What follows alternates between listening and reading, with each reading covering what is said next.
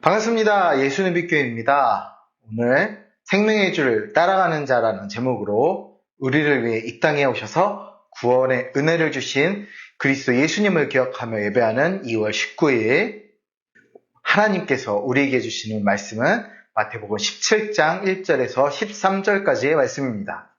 제가 가진 신약성경 28면에 있습니다. 함께 본문 말씀 보겠습니다. 신약성경 복음서에 있는 마태복음 17장 1절에서 13절의 말씀입니다. 하나님의 말씀에 경청하십시오. 엿새 후에 예수께서 베드로와 야고보와 그 형제 요한을 데리시고 따로 높은 산에 올라가셨더니 그들 앞에서 변형되사 그 얼굴이 해같이 빛나며 옷이 빛과 같이 휘어졌더라. 그때 모세와 엘리야가 예수와 더불어 말하는 것이 그들에게 보이거늘 베드로가 예수께 여쭈어 이르되 주여 우리가 여기 있는 것이 좋사오니 만일 주께서 원하시면 내가 여기서 초막셋을 짓되 하나는 주님을 위하여 하나는 모세를 위하여 하나는 엘리야를 위하여 하리이다. 말할 때 호련히 빛난 구름이 그들을 덮으며 구름 속에서 소리가 나서 이르시되 이는 내 사랑하는 아들이요 내 기뻐하는 자니 너희는 그의 말을 들으라 하시는지라. 제자들이 듣고 엎드려 심히 두려워하니 예수께서 나와 그들에게 손을 대시며 이르시되 일어나라 두려워하지 말라 하시니 제자들이 눈을 들고 보매 오직 예수 외에는 아무도 보이지 아니하더라. 그들이 산에서 내려올 때 예수께서 명하여 이르시되 인자가 죽은 자 가운데서 살아나기 전에는 본 것을 아무에게도 이르지 말라 하시니 제자들이 물어 이르되 그러면 어찌하여 서기관들이 엘리야가 먼저 와야 하리라 하나이까? 예수께서 대답하여 이르시되 엘리야가 과연 먼저 와서 모든 일을 회복하리라. 내가 너희에게 말하노니 엘리야가 이미 왔을 때 사람들이 알지 못하고 임의로 대화하였도다. 인자도 이와 같이 그들에게 고난을 받으리라 하시니 그제서야 제자들이 예수께서 말씀하신 것이 세례 요한인 줄을 깨달으니라. 아멘. 오늘은 산상 변모주일입니다. 오늘 주일이 지나면 돌아오는 수요일, 제수요일이 시작되며 사순절이 시작됩니다.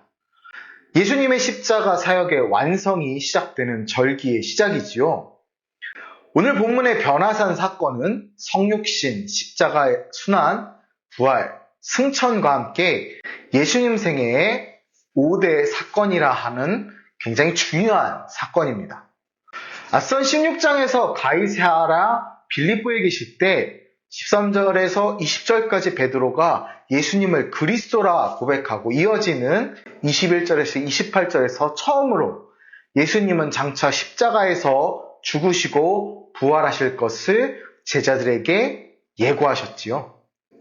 그런데 당시 사람들의 생각에 십자가는 너무나 저주스럽고 비참한 죽음의 상식일 뿐이었습니다. 당연히 제자들에게는 그러한 예언이 불안함으로 다가올 수밖에 없었습니다. 이에 예수님은 십자가 뒤에 어떤 영광이 숨어 있는지를 세 제자에게 보이십니다. 우리가 사순절을 시작하면서 십자가의 죽음이 부활의 영광이 되고 수산 예고가 변화산의 사건으로 나타낸 놀라운 하나님의 논리, 구원의 역사를 함께 발견하기 원합니다. 오늘 본문 말씀으로 들어가 봅니다.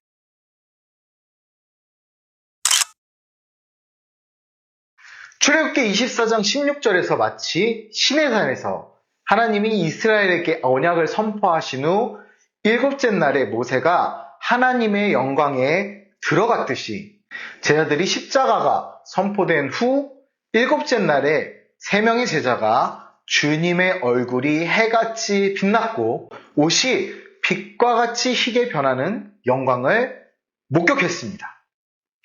특히 앞선 순환 예고 후 바로 이어지는 이 사건은 우리 오늘 한글 성경에는 번역되지 않았지만 그리고라는 뜻을 가진 접속사가 글 머리에 기록되어 있어서 수단 예고와 이어지는 사건으로 우리는 이해할 수 있습니다.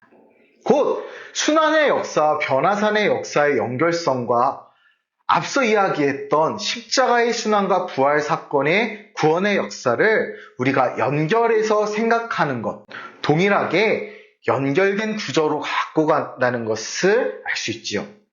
자, 이때 나타난 모세와 엘리야는 시내산, 다른 말로 호렙산과 관련된 대표적인 두 명의 선지자입니다.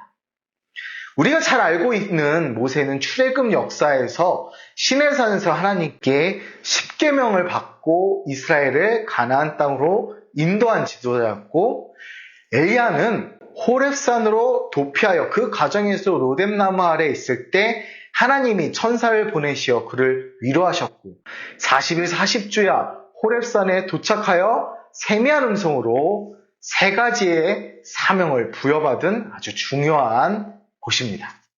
곧 시내산, 다른 이름으로 호렙산은 하나님의 성산으로서 하나님을 만나는 곳, 하나님의 현신이 일어나는 곳입니다. 그리고 이곳에 예수님과 함께 나타난 모세와 엘리야는 예수님이야말로 시내산에 임재하셨던 그 하나님이심을 증언한 것입니다. 이러한 놀라운 예수님의 변화에 제자 베드로는 이야기하죠. 4절에서 베드로가 예수께 여쭈어라고 해석된 아포크리데이스라는 단어는 대답하다라는 뜻을 가진 아포크리노마이의 부정과거 수동태 분사형이라는 문법을 갖고 있습니다.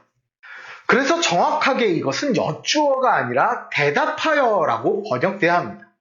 즉, 이 질문에 대한 응답이나 혹은 질문이 없더라도 내용상 앞에 있는 것과 관계 있는 대답을 의미하죠. 결국 베드로는 질문도 없이 스스로 무엇인가에 대답한 것입니다. 엉뚱한 헛소리를 한 것이죠. 한글 성경에서는 이를 원어의 의미와 다르게 해석되어 약간 혼란이 있죠. 하지만 같은 상황에 대해서 누가복음은 9장 32절에 그들이 고나여 졸다가 깨어 영광의 장면들을 목격하였기 때문에 이와 같은 대답을 하였던 것으로 기억하고 있고, 또한 자기의 하는 말을 자기도 알지 못하였다고 33절에서 이야기합니다. 횡성수설하는 헛소리와 같은 말이었음을 이야기하죠. 마가복음 9장 6절에서도 저희가 심히 무서워함으로 라는 표현을 첨가함으로써 베드로가 헛된 대답을 하였고, 또 영광의 놀라운 장면을 목격하고 심히 놀라 공포에 사로잡혔기 때문에 그렇게 이야기했다고 설명하고 있습니다. 결국 당시 베드로는 전혀 마음의 준비가 없는 상태에서 예기치 못한 상황을 목격하고 사리에 맞지 않는 말을 횡설수설하게 된 것이지요. 그런데 하나님은 그 횡설수설하는 그 말조차도 베드로가 초막을 짓겠다고 한 것이 결국 이스라엘이 광야 생활을 마치고 약속의 땅, 곧 하나님 나라에 들어간 것을 기념하는 절기인 초막절과 연결되게 합니다. 마치 그 초막절을 상기시키시지요. 베드로는 그곳이 바로 천국과 같다고 느껴서 여기 있는 것이 좋사오니라고 고백했습니다. 그의 횡설수설이 예수 그리스도의 능력과 영광을 우리에게 명확하게 보여주는 고백이 되었습니다. 우리가 장차 누리게 될 영광이 이처럼 말로 형용할 수 없는, 표현할 수 없을 정도로 놀랍기 그지없습니다.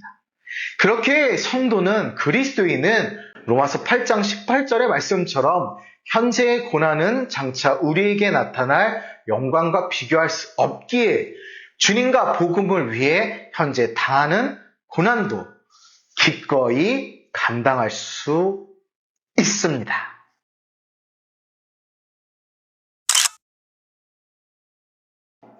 베드로가 말하고 있을 때 하나님의 영광을 상징하는 구름이 그들을 덮었고, 마태복음 3장 17절에서 예수님이 세례 요한에게 세례를 받으셨을 때 하늘에서 들려왔던 말씀이 다시 들리며 이어서 너희는 그의 말을 들으라는 명령이 더해집니다.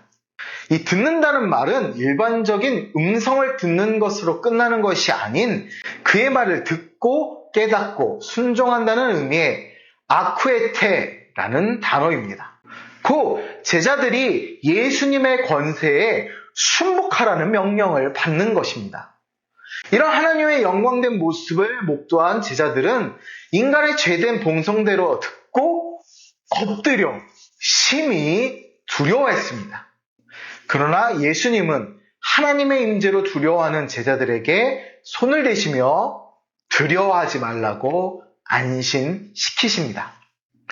각 복음서마다 제자들이 두려워하는 반응의 타이밍을 조금씩 다르게 말씀하고 계시는데 마가는 예수님의 변화와 모세와 엘리야의 등장에 반응하고 누가는 구름이 그들을 덮고 그들이 구름 속으로 들어간 데에 대한 반응으로 기록하고 있습니다. 이는 사건을 바라보며 강조하는 간접점의 차이 때문에 나타나는 표현의 차이입니다. 곧 마태는 위험이 가득한 거룩한 하나님의 선포에 초점을 맞췄기 때문에 이렇게 표현한 것이고 마가는 그리스도의 변화하신 거룩한 모습에 그리고 누가는 하나님께서 임재하시는 그 장원한 모습에 초점을 맞춰 기록했기 때문에 제자들의 두려워하는 그 포인트가 다른 것 뿐이지요. 자, 이제 제자들이 본 것이 환상이 아니라 실제로 일어난 사건임을 8절을 통해 우리는 알 수 있지요. 제자들이 눈을 들어보니 모세와 엘리야는 사라지고 예수님만 계셨습니다. 구약을 상징하는 모세와 엘리야는 예수님 뒤로 사라졌기에 이제 제자들이 바라봐야 할 대상은 오직 한 분 예수님뿐입니다.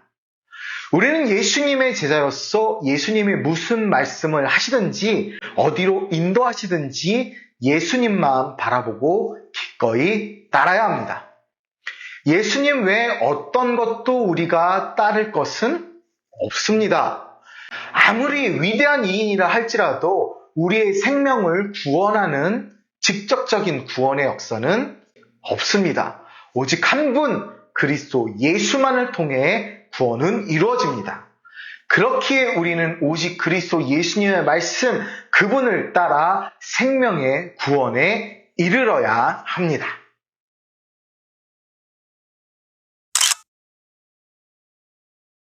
예수님은 십자가 사역을 성취하시기 위해 부활 이전에는 변화산 사건을 다른 이에게 알리지 말라고 당부하십니다. 아직 예수님의 때가 아니고 제자들의 이해가 아직 온전하지 않았기 때문입니다. 예수님께서 공생의 사역 기간 동안 행하신 한구 명령 중 마지막에 해당하는 5번째 명령이 바로 오늘 본문 9절 말씀입니다. 그러나 이전 명령들이 아무에게도 이르지 말라고 말한 것과 달리 오늘 본문은 죽은 자 가운데서 살아난 후 모든 것을 말해도 좋다고 제한적으로 허용하시지요. 이처럼 예수님께서 제한된 시간 조건을 달아 한구령을 내리신 이유는 첫째, 초자연적으로 일어난 변화산 사건이 일반 사람들에게 알려질 경우 이것이 정치적 메시아의 사상이 더욱 크게 확산되어서 이 땅에 오신 목적인 십자가 사역을 방해할 수 있었기 때문입니다. 가장 가까운 제자들조차 순환받으시는 고난당하시는 메시아를 이해할 수 없었음을 우리가 기억해 보아도 이해할 수 있지요. 둘째, 예수님의 메시아직에 대한 가장 강력한 증거는 변화사 사건이 아니라 예수님의 십자가 사건과 부활이었으므로 부활에 대한 더 큰 관심을 갖게 하시기 위함입니다. 따라서 메시아에 대한 구원자에 대한 부활이란 확증적인 증거가 나타날 때까지는 다른 모든 이들에게 변화사 사건을 말하는 것을 금하셨다는 것이죠. 이제 제자들은 말라기 3장 1절과 4장 5절의 예언 속 엘리야가 그리스도보다 먼저 오리라는 말씀에 대해 예수님께 질문합니다. 예수님이 11장 14절에서 세례 요한이 엘리야로 왔음을 분명히 말씀하셨는데도 제자들은 깨닫지 못했던 것입니다. 제자들은 엘리야가 이미 왔고 사람들이 그를 임의로 대우했다는 말씀을 듣고서야 세례 요한이 엘리야였음을 깨달았습니다. 제자들 역시 세례 요한을 임의로 대우한 사람들처럼 그의 정체를 깨닫지 못했지요. 이렇듯 우리는 하나님의 은혜가 아니면 우리가 진리가 눈앞에 있어도 깨닫지 못함을 인정해야 합니다. 그렇게 우리는 겸손히 주님의 인도하심을 따라 나아가야 합니다. 우리의 좁은 시야로 하나님의 은혜와 역사를 전부 이해하는 것은 불가능합니다. 힘듭니다. 그렇게 더 주님을 의지하고 그 지혜를 구해야 합니다.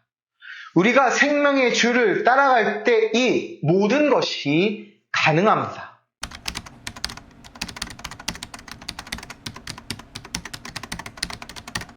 예수님은 영광을 드러내심으로써 십자가의 길이 결코 패배가 아님을 드러내셨습니다. 우리를 구원하신 예수 그리스도의 영광은 사람들을 호령하는 권세자의 영광이 아니라 악하고 어리석은 죄인을 위해 고난을 당하시고 생명을 주신 영광입니다. 예수 그리스도의 제자는 그 영광을 바라보며 주님이 가신 십자가의 길을 담대하게 따라가는 자들입니다. 생명의 주를 따라가는 자들로 삶에서 복음의 열매를 당당하게 맺으며 승리하길 기도합니다. 감사합니다.